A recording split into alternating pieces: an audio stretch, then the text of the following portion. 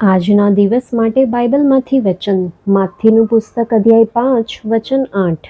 મનમાં જેઓ શુદ્ધ છે તેઓને ધન્ય છે, કેમ કે તેઓ પરમેશ્વરને જોશે.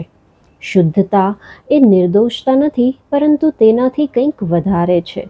શુદ્ધતા પરમેશ્વર સાથે સતત આત્મિક તાલમેલનું પરિણામ છે. આપણે શુદ્ધતામાં વૃદ્ધિ પામવાનું છે. પરમેશ્વર સાથે આપણું જીવન યોગ્ય હોઈ શકે છે અને આંતરિક શુદ્ધતા નિષ્કલંક હોઈ શકે છે, પરંતુ આપણું બાહ્ય જીવન ક્યારેક કલંકિત થઈ શકે છે.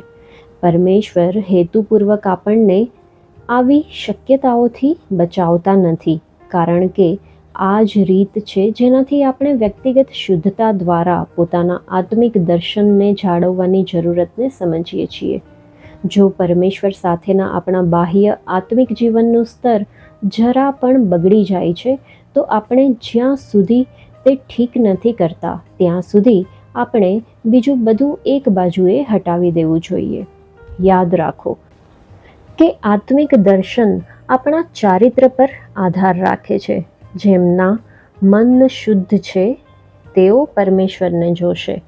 પરમેશ્વર પોતાની સર્વોપરી કૃપાના કાર્ય દ્વારા આપણને શુદ્ધ કરે છે, પરંતુ કેટલુંક એવું છે જેને આપણે કાળજીપૂર્વક ધ્યાન રાખવાની જરૂર છે. આપણા શારીરિક જીવન દ્વારા, બીજાઓના સંપર્કમાં આવવા દ્વારા અને બીજા દ્રષ્ટિકોણના સંપર્કમાં આવવા દ્વારા આપણા પર ધબ્બા પાડી શકે છે.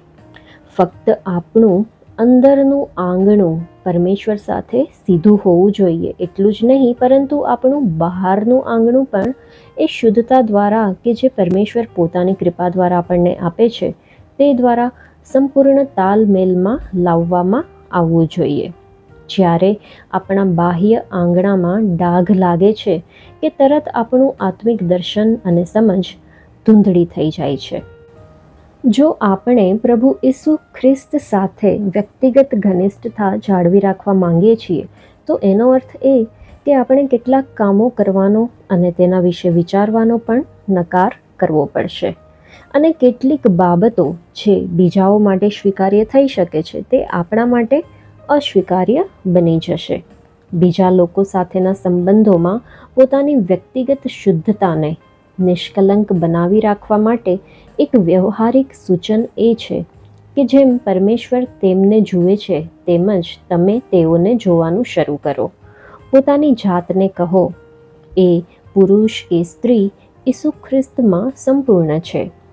તે મિત્ર અથવા તે સંબંધી ખ્રિસ્ત ઈસુમાં સંપૂર્ણ છે.